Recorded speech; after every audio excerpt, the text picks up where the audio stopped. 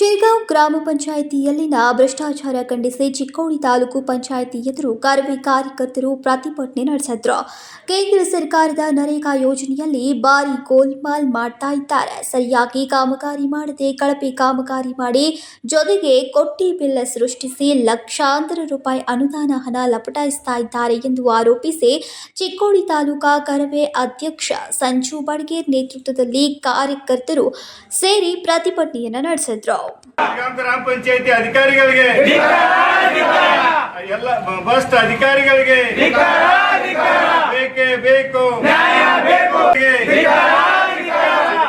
ಗ್ರಾಮ ಪಂಚಾಯತಿ ಅಧಿಕಾರಿಗಳಿಗೆ ಬೇಕೇ ಬೇಕು, ಬೇಕೇ ಬೇಕು, ಅಧಿಕಾರಿಗಳಿಗೆ ಅಧಿಕಾರಿಗಳಿಗೆ ಬೇಕೇ ಬೇಕು, ಬೇಕೇ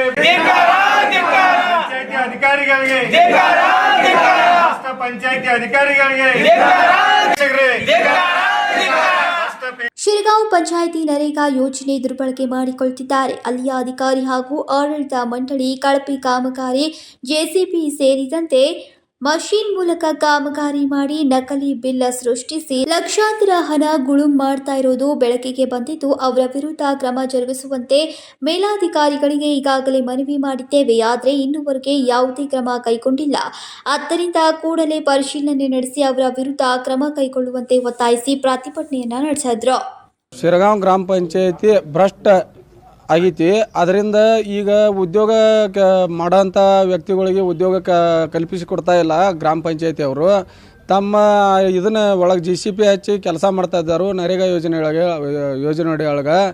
ಅದ್ರೊಳಗೆ ಮತ್ತು ಈಗ JCP ಹಚ್ಚೋದಲ್ದ ಅದೇ ಪ್ರತಿ ಸಲ ಅದನ್ನೇ ಫೋಟೋ ತೆಗೆದು ಅದನ್ನೇ ಬಿಲ್ ಅದ್ರದ್ದೇ ತೆಗಿಯಾಕದಾರು. ಬೇರೆ ಯಾವ ತೆಗಿಯಾನಿಲ್ಲ. ಒಂದು ಬಿಲ್ಕ್ಕೆ 4 ಮಂದಿನ ಫೋಟೋ ನಿಲ್ಸಾಕದಾರು. ಆ ಫೋಟೋದಾಗ ನಿಂತಂಥ ವ್ಯಕ್ತಿಗಳೇ ಬೇರೆ ಇರ್ತಾರೋ ಮತ್ತು ಕೆಲಸ ಮಾಡುವಂಥ ವ್ಯಕ್ತಿಗಳೇ ಬೇರೆ ಇರ್ತಾರೋ.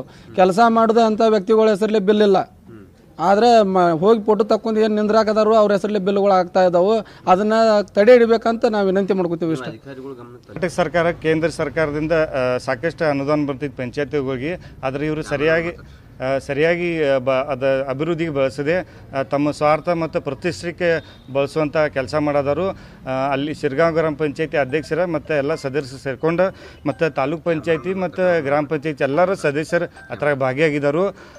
ಹಾಗಾಗಿ ನಾವು ಇವತ್ತಿನ ಅವ್ರಿಗೆ ಮೇಲಾಧಿಕಾರಿ ಸಾಕಷ್ಟು ಸತಿ ನಾವು ಗಮನಕ್ಕೆ ತಂದರೂ ಕೂಡ ಆ ಭ್ರಷ್ಟಾಚಾರ ನಿಲ್ಲುವಂಥದ್ದು ಆಗಾಕತ್ತಿಲ್ಲ. ಹಾಗಾಗಿ ನಾವು ಇವತ್ತು ತಾಲೂಕು ಪಂಚಾಯತಿ ಮುಂದೆ ಇಲ್ಲಿ ಧರಣಿ ಕೂತಿದ್ದೀವಿ. ಸರ್ಕಾರ ಆಗಲಿ ಮೇಲಾಧಿಕಾರಿಗಳು ಬಂದು ಅದನ್ನು ತನಿಖೆ ಮಾಡಿ ಯಾರು ತಪ್ಪಿಸ್ತಿದ್ದಾರೆ, ಎಲ್ಲಿ ಭ್ರಷ್ಟಾಚಾರ ತೆಗಿತು ನೋಡ್ಕೊಂಡು ಅದನ್ನು ಅವ್ರ ಮೇಲೆ ಕಾನೂನು ರೀತಿ ಕ್ರಮ ತಗೋಬೇಕಂತ ನಾವು ಈ ಧರಣಿ ಮುಖಾಂತರ ಮಾಧ್ಯಮಕ್ಕೆ ನಾವು ಒತ್ತಾಯ ಮಾಡ್ತೇವೆ. Uday Hosmani, KMN Kannada news, Chikkodi.